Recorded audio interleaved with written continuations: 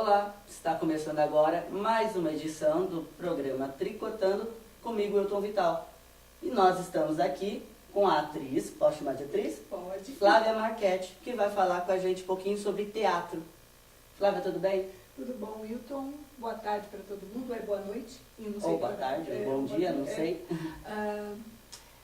Pode me chamar de atriz, mas eu não sou basicamente uma atriz. Eu fiz teatro. Há uma grande diferença aí entre ir para o palco e ser realmente uma atriz. Eu sou mais uma professora de teatro, professora de literatura, formada em letras, né, já emendo o que você ia me perguntar. Formada em letras pela Unesp, eu tenho uma formação muito boa, não só em semiótica, que é o meu carro-chefe, mas também na área de teatro. E aí a gente tem mestrado, doutorado, pós-doc. Dentro das minhas pesquisas, eu trabalho em duas vertentes. Uma que é a clássica, já que eu fiz grego, né, é minha língua de coração, e outra que eu trabalho com teatro. No grego eu tenho que fazer uma divisão aí.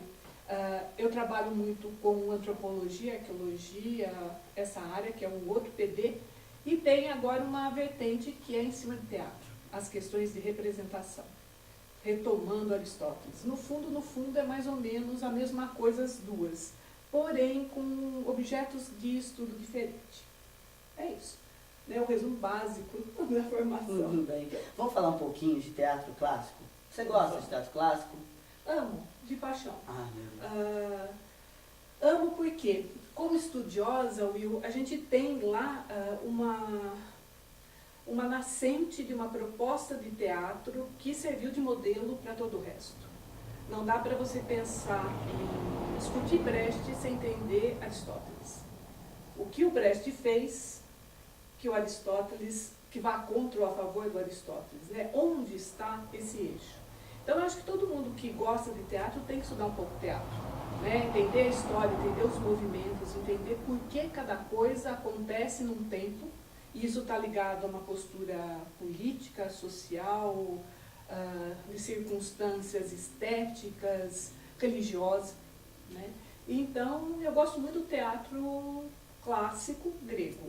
E gosto do teatro clássico também, que seria já o posterior. Tá certo, gosta de Grécia? Amo a Grécia. Sou quase uma grega de coração.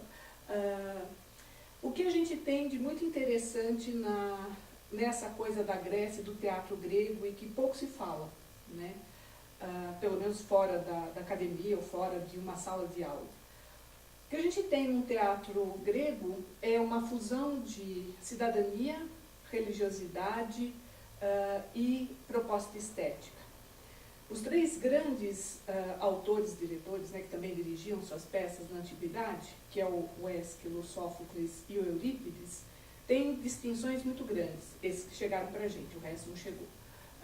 Tem uma distinção muito grande entre eles, de proposta religiosa, proposta social, proposta de condução de texto grego. E para a gente entender o que é importante, né? Por exemplo, o teatro grego tinha coro, que era formado pelos cidadãos atenienses. Cidadão, entenda, toda pessoa masculina, do sexo masculino, maior de idade e que tem poder.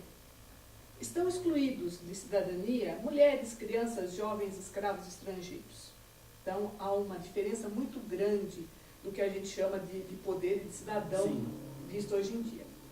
Mas esses cidadãos, que eram pessoas comuns dentro da cidade, quando optavam, todos participavam dos coros, quando optavam por participar de uma peça, de uma montagem de uma peça do Sófocles ou do Eurípides, marcavam aí uma posição profundamente ideológica de visão de mundo.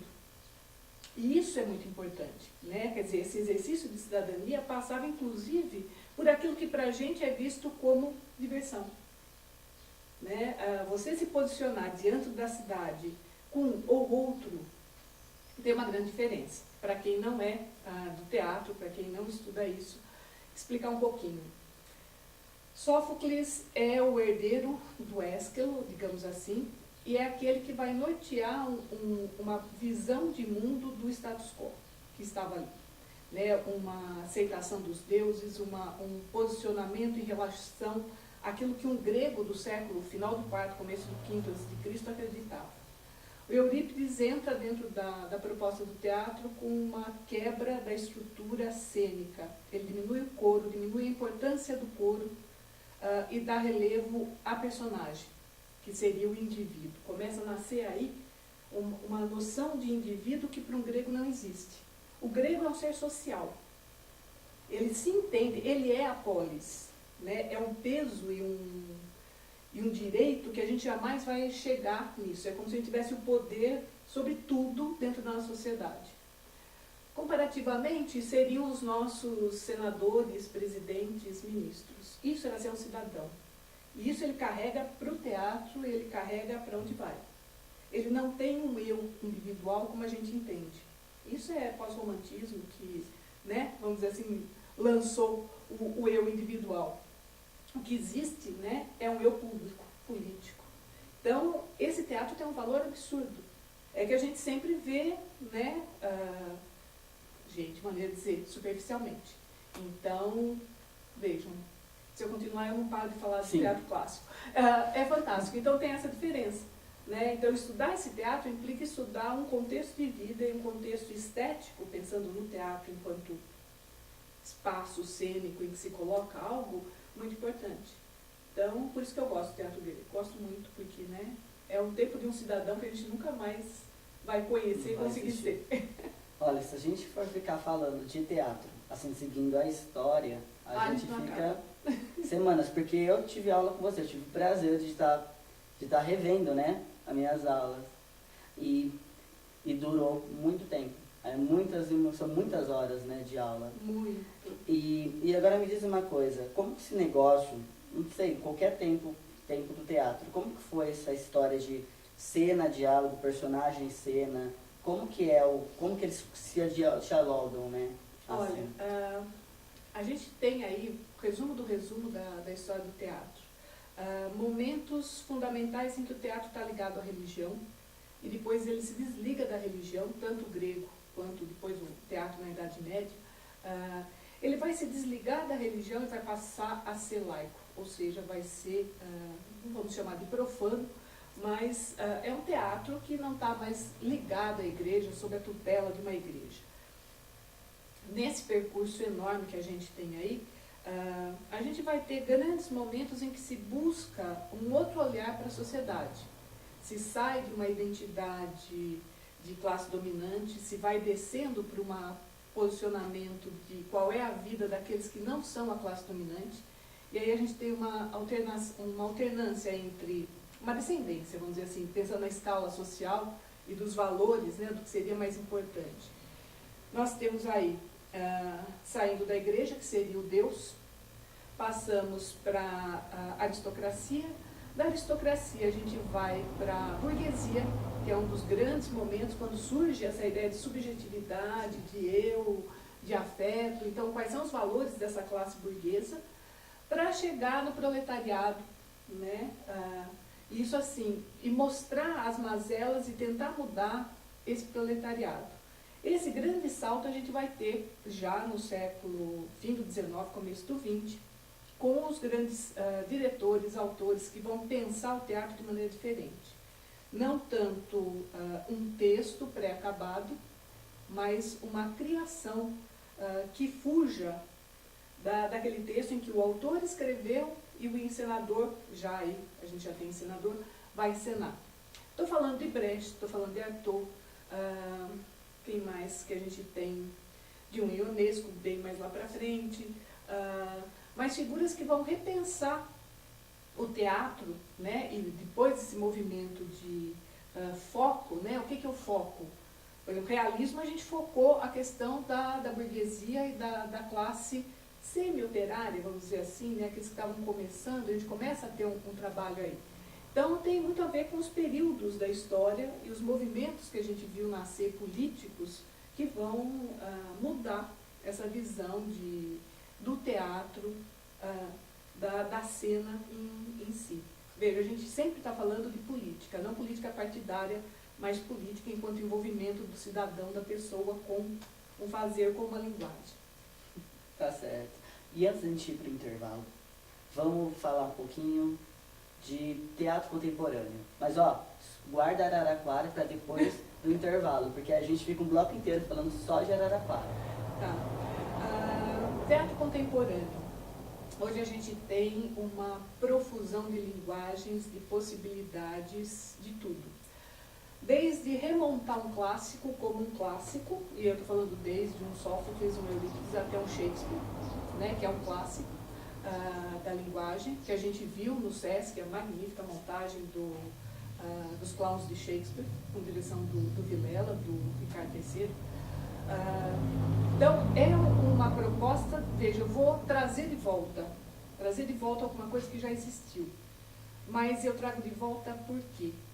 Né? Qual é a minha intenção em remontar isso? Qual é a minha linguagem? Por que eu vou remontar isso? Né? Com que linguagem, com que expectativa de trabalho? E tem o pessoal experimental, aqui eu brinco, né? Pelo amor de Deus, não me julguem mal, mas eu brinco que é o pessoal da estética da lambança.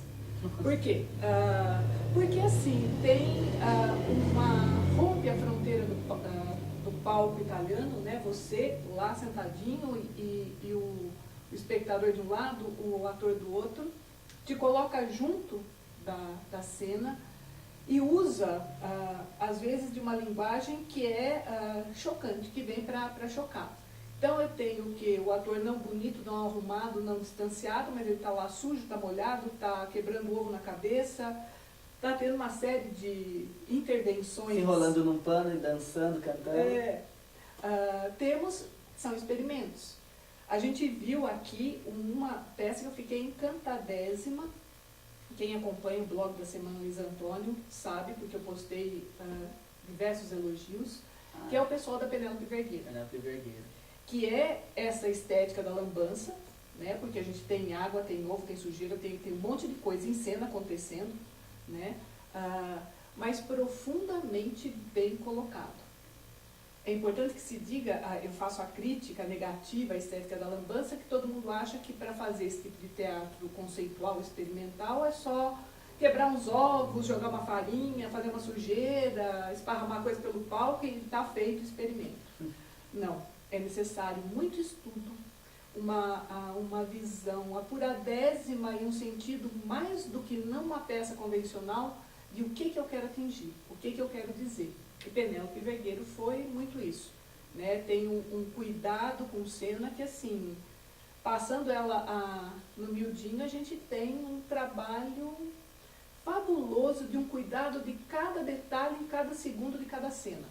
E isso é um trabalho experimental de primeiríssima qualidade, que foge da linguagem convencional, que talvez não tenha agradado a muita gente, que vai esperando teatro, né, teatrão, que eu também gosto, mas que é totalmente diferente.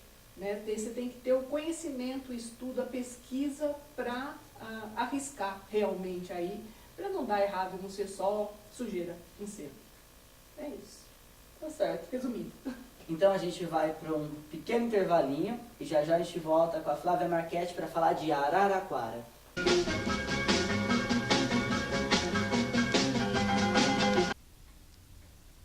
Domingão à tarde, bate aquela fome, o que fazer?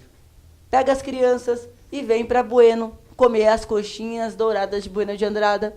Onde? Na Mercearia Freitas. As originais. Isso mesmo, a Mercearia Freitas não tem franquia. Então você só pode comer as deliciosas, as formidáveis, as fantásticas coxinhas de Bueno. Aonde? Na Mercearia Freitas. Tem coxinha de frango, brócolis, camarão, carne seca, bacalhau, um monte de sabor. Tem um molhinho especial, um amplo espaço. E aonde é? Em Bueno de Andrada. E o telefone? 3335-4176. De novo, 3335-4176. E lembrando, São Carlos, Araraquara, Ibaté, Ribeirão, seja onde for, as coxinhas originais só na Mercearia Freitas, em Bueno de Andrada. Problemas com português? Já basta, né? Para isso tenho que criar sistema de ensino em língua portuguesa, com aulas individuais ou em grupo, professores graduados e as matrículas já estão abertas. E o inglês? E o alemão? Para isso, tem a Aptio Idiomas, que também tem cursos individuais ou em grupos e seus professores graduados. As matrículas já estão abertas. E o endereço? Rua Voluntários da Pátria, 1634. E o telefone, 3332-3111. Você já conhece os Centros de Formação de Condutores Educar, aquele da Avenida Brasil? Então, o CFC Teórico Educar tem cursos de formação de condutores para primeira habilitação, renovação de CNH e reciclagem para motoristas infratores. O endereço é na Avenida Brasil, número 367, e os telefones 3332-3389 e 3397-7224. CFC Teórico Educar, da Avenida Brasil. Adilson Vital Turismo, 20 anos de tradição em Araraquara, o número 1 em viagens rodoviárias. Tem Hopi Hari, tem São Paulo, tem Olambra, tem Olímpia, tem praias, roteiros mais calmos, roteiros mais agitados. E agora também com os roteiros da CVC. Adilson Turismo. E os endereços? Rua Padre Antônio Cesarino, Rua Padre Duarte, e o telefone é 3332-7715. Adilson Vital Turismo.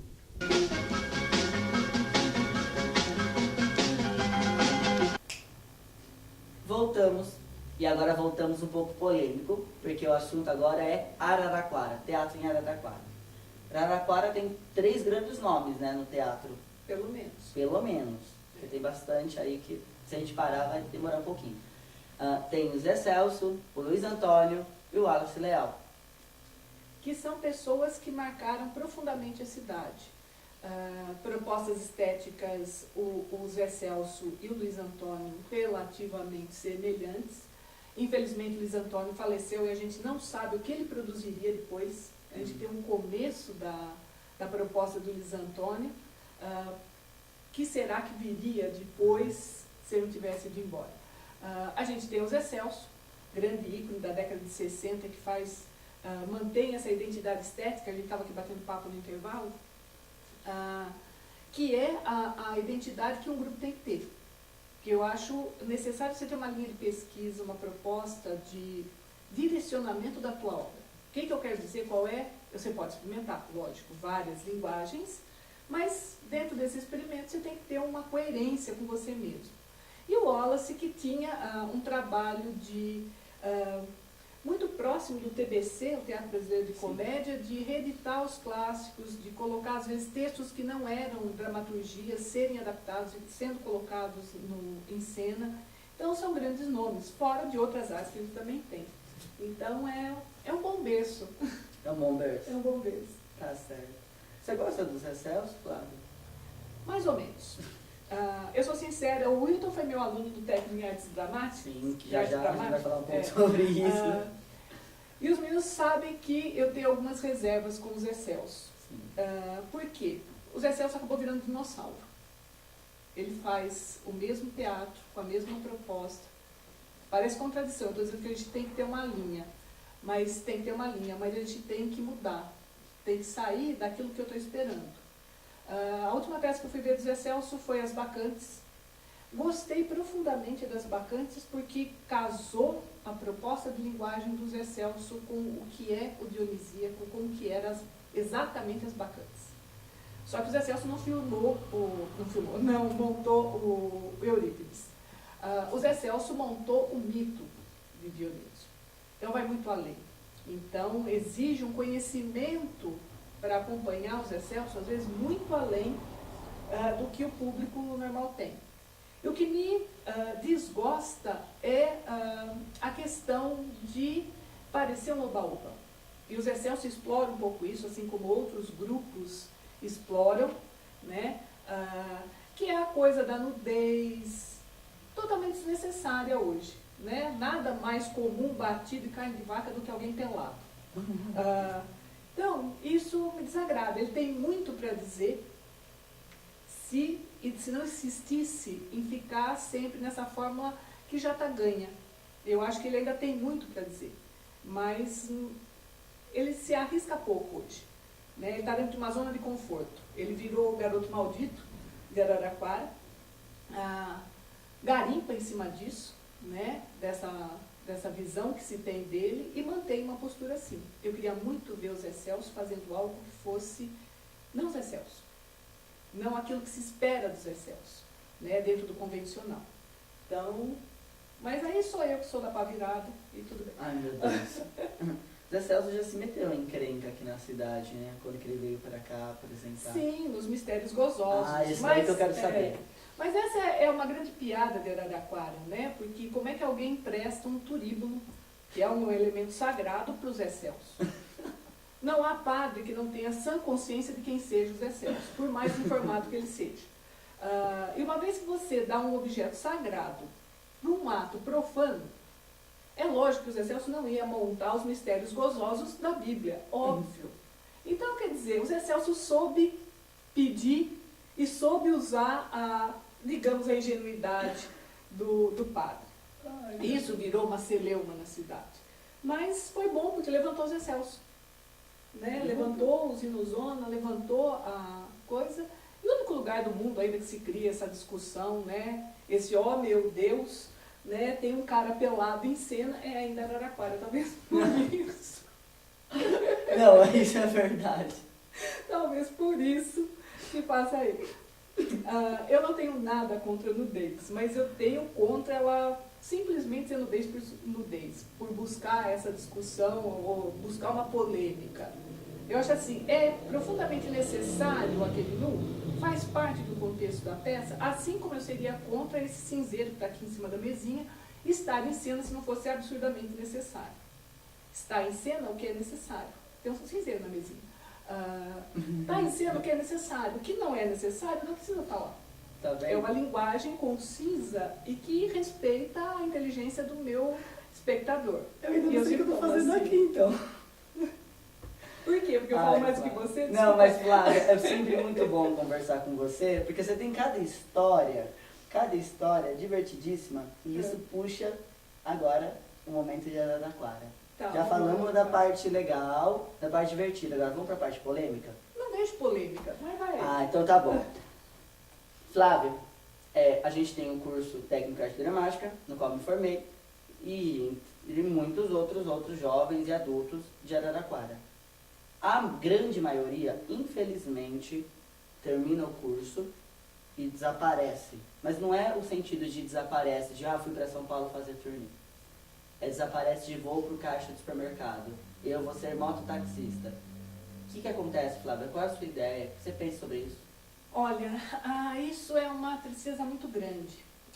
O curso para atores em Araraquara foi uma luta do pessoal da Pau de Arara de anos, porque quando eu fazia teatro com o Jatubá, estava falando com o Milton, a gente não tinha nada.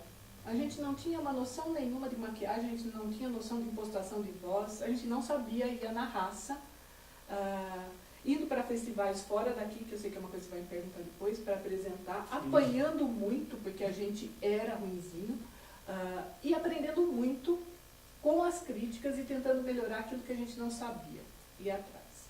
Então a gente sentia, todos nós fazíamos teatro aqui, e tinha vários grupos, muitos não, mas existiam vários grupos aqui, a gente sentia a falta desse profissionalismo, de ter essa base, de ter como fazer. O sonho era o curso profissionalizante, mas a gente brigava já por alguma oficina, alguma coisa que nos desse essa informação, que a gente não tinha. Hoje, uma maneira de continuar lutando, que é uma coisa que todo mundo me pergunta, por que eu estou dando aula no Artes Cênicas, né? É porque faz parte da luta. A gente lutou para ter, e a luta continua no sentido de formar bem formado, de ter alguém de qualidade, né? Que tem pouca gente formado em artes cênicas, sobretudo no interior. A gente não tem um volume grande de profissionais que possam abraçar essa causa, e você foi aluno, você sabe que não é só ir lá dar aula e voltar, né? A gente continua trabalhando muito e é um full time a brincadeira do arte dramática. Mas eu acho, vou ir para a sua pergunta, eu acho muito triste as pessoas não continuarem. O que acontece? Duas coisas. Quem vai fazer teatro, e é a minha grande briga, e graças a Deus a Fernanda Montenegro deu uma receita maravilhosa outro dia, numa entrevista. Você gosta de teatro? Ótimo, não faça. Fique em casa 10 anos e depois, se você não aguentar a vontade, você volta e faz teatro, porque você realmente quer fazer teatro. Por que ela disse isso e onde esbarra nas coisas? As pessoas querem aparecer. Elas acham que ser ator é alguém famoso. Ator é Globo, Malhação. A gente ouvia isso muito no começo do técnico. E essas pessoas saíam no princípio.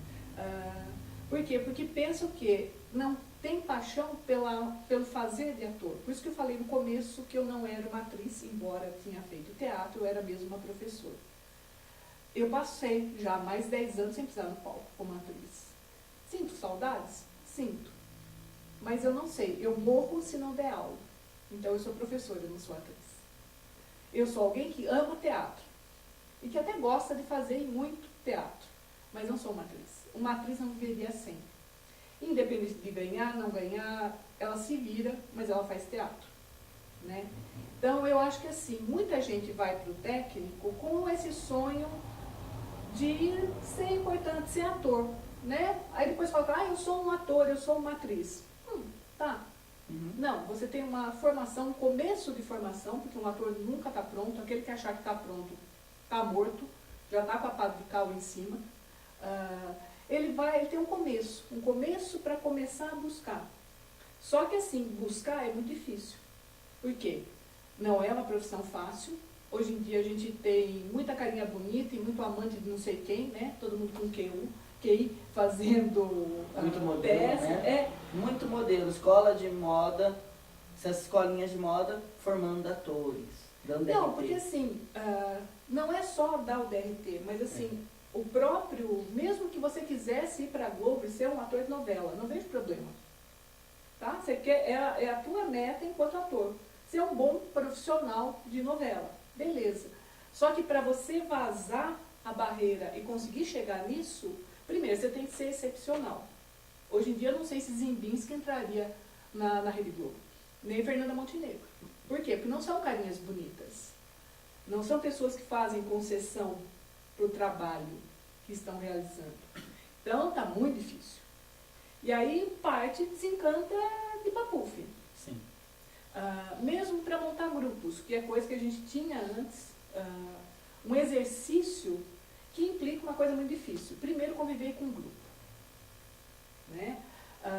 Segundo, ter uma proposta de pesquisa. Eu vejo muitos começarem e acabarem. Né? O grupo não anda. Por quê? Primeiro, porque o desentendimento muitas vezes é pessoal. Sim. E se você é profissional, está dentro de um trabalho, é igual a gente está falando dos formados no técnico que são profissionais, você tem que trabalhar assim. Eu tenho que amar o Wilton para trabalhar com ele. Não, você tem que fazer. Nós dois estamos na peça, a gente convive profissionalmente dentro da peça. E esse profissionalmente inclui, coisa que eu pegava muito no pé e pego até hoje, do pessoal do técnico. Pontualidade. Ninguém é obrigado a te esperar para fazer uma cena. Nossa, atrasava 10 minutos, você provavelmente perdia o papel. E levava uma bronca. Tinha gente que reclamava, lembra? Não, até hoje, todo mundo reclama até hoje. Por quê? Porque isso é profissionalismo. Né? Não é essa ideia romântica de que o ator é alguém louco, drogado, caído pela sarjeta e que perambula pela madrugada. Não. Isso era uma figura romanesca lá de trás. Um ator hoje é um profissional como outro qualquer, com boa formação, com disciplina de corpo, disciplina de voz, disciplina de tudo, né? Em relação ao seu papel, a construir esse papel. De estudo, porque ele tem que continuar estudando para cada vez se aprimorar. Então, o que acontece? Monta-se um grupo. Se você não tiver toda essa disciplina, todo esse cuidado, em continuar e buscar uma linguagem também para o seu grupo, né, que é difícil achar essa identidade, pronto, acabou, né? E outra coisa que é necessário, ator que não se aguenta em cima de uma crítica, esquece. Ixi. Porque ator dá a cara para bater 24 horas. E a crítica faz a gente crescer. Eu sei porque o Jatobá recebia pauladas assim homéricas nos festivais. É o que vocês não conhecem, mas o Sesc tinha uma proposta muito legal lá nos idos da década de 80 de festivais de teatro. Eles escolhiam 5, 6 diretores de São Paulo e eles rodavam todo o interior do estado de São Paulo assistindo peças que se inscreviam para selecionar algumas para irem para o Festival do Sesc. Isso era muito jóia. Para a gente que não tinha nenhuma informação, era uma bênção, mesmo sabendo que a gente ia apanhar. Porque eles vinham, eles davam uma devolutiva. Esses 6 diretores sentavam, assistiam a peça. Sabiam onde se errava, né? Não, e assim, às vezes, né, a gente não saía de gatinho, de tanto que apanhava, de tão ruim que estava do ponto de vista deles. Mas como é que a gente cresceu? Ouvindo isso. A voz não está boa, a gestualidade não está boa, o figurino está equivocado, o cenário está uma lástima. O que você está fazendo aqui? Sai. Não. Gosta de canto? Fica naquele canto da sala. Pronto, tá resolvido. Nossa, então, que medo. Que medo, hein? Mas é bem isso. É aí que você aprende. Quer dizer, se você tem raça, você também tem que ter espelho. Você olha para o espelho e fala assim, não, realmente eu não sou a última bolachinha do pacote, né? E vou não sou melhorar. estrela, né? Não sou estrela. Não pode ser estrela. Eu nunca vi a Fernanda Montenegro reclamar de uma crítica. Nossa. Não, hoje ninguém critica a Fernanda Montenegro, mas você acha que ela nunca levou uma invertida Com na vida? certeza levou. Levou. Muita. E é porque ela ouviu que ela cresceu. E ninguém adivinha, né, onde está errando. As Não. pessoas têm que ser apontadas. Tem uma coisa que é uma questão de gosto também. Tem muita crítica que é feita em cima de gosto. Coisa que sempre que eu faço qualquer crítica em relação a qualquer um, os alunos ou outros grupos, nunca vai pela questão de gosto. Gosto ou não gosto. Isso não é crítica. Tá? É esteticamente, dentro da linha que resolveu adotar para determinada cena, o que é que tá bom ou tá errado. Errado não chegou. Não existe errado. Não chegou. Você não usa chegou. muito isso, não chegou.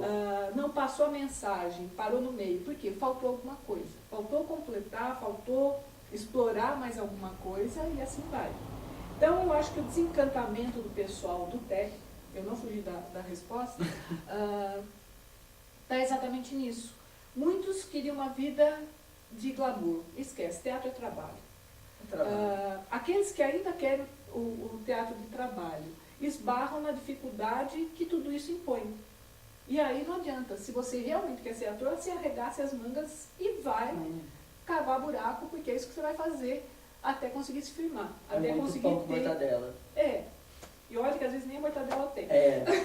Dependendo dos lugares lá, não tem nem pão. Flávia, você mencionou crítica. Também queria que você falasse um pouquinho, porque você, até pelo menos ano passado, era a crítica oficial da semana Luiz Antônio Martinez Correia. Nossa senhora, que pomposidade que foi isso.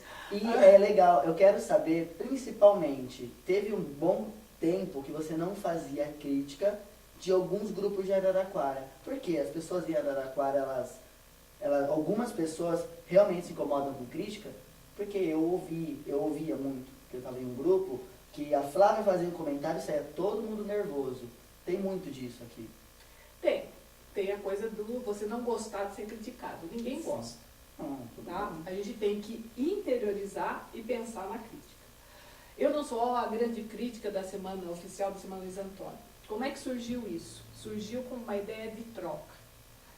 O blog da semana surgiu para que as pessoas pudessem postar coisas inteligentes, que não seja o famoso eu gosto, eu não gosto, dentro do blog. Então, para que fomentar essa publicação, o Jorge me pediu para puxar o papo. Por quê? Em função de toda essa minha formação de conhecimento teórico mesmo sobre isso e poder lidar com o inusitado, que é o quê? Coisa que eu nunca tinha feito, achei muito divertido. Ir para frente de uma peça de teatro e pensar ela não para mim, mas pensar para os outros. E colocar isso no blog de como é, o que é que eu estou vendo, né? O que esteticamente, qual é a proposta desse grupo que está aí, que eu estou vendo e que é legal que as outras pessoas pensem também.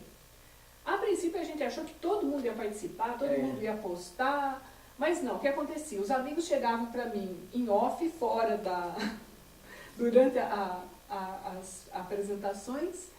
Ai, Flávia, por que você não comenta tal coisa? O que você acha disso, o que você acha daquilo? E nada depois no blog. Aí eu comecei a colocar lá, gente, fulano me falou no intervalo que, não, mas era com consentimento. Impressões de tal pessoa. E a gente ia falando.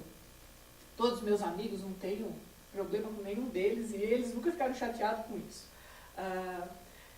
No segundo ano, a gente convidou o Montanari para mear. Também não surtiu o efeito que a gente esperava que mais gente postasse. No terceiro, por falta de grana mesmo, ficou só eu. É verdade. E aí o que fica? Eu já falei para você isso, que esse ano eu não posto, esse próximo ano eu não trabalho mais no blog. Eu acho que tem que reciclar.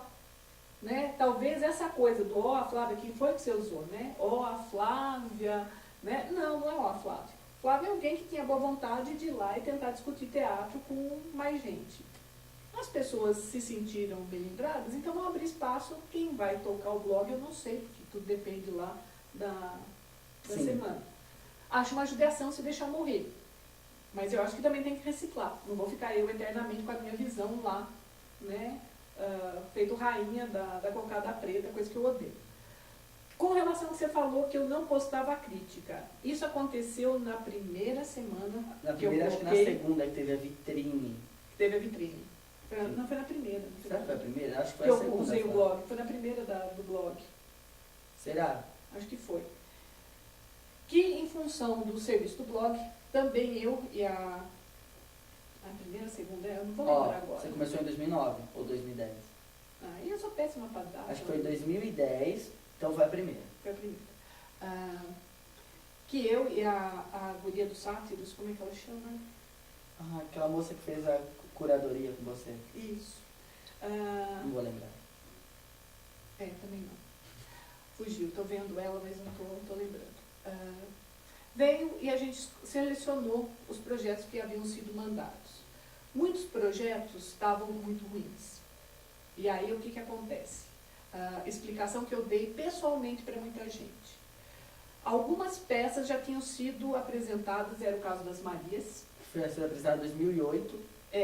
Já tinha rodado e não fazia sentido colocar de novo a mesma peça na Semana Luiz Antônio. Isso então, apareceu depois apareceu no porque, edital. Porque como não estava, depois a gente falou assim, tem que lembrar, porque senão a gente vai ver sempre a mesma coisa, tem que abrir espaço para gente nova. É a crise do alto de Natal. Todo ano mesmo alto, não dá. Então, que tem isso, né? As pessoas se acomodam, não fazem outra coisa com outra, e sempre aquela mesma coisa. E eu não fiz o comentário da vitrine porque eu achei que tinha coisa muito fraca. E se eu não tenho algo de bom para dizer por uma montagem, eu não abro a boca. Mas você já soltou uma vez os bichos em umas montagens, não de Araraquara. Não soltei os bichos, elas foram selecionadas, né? E aí entra essa coisa também.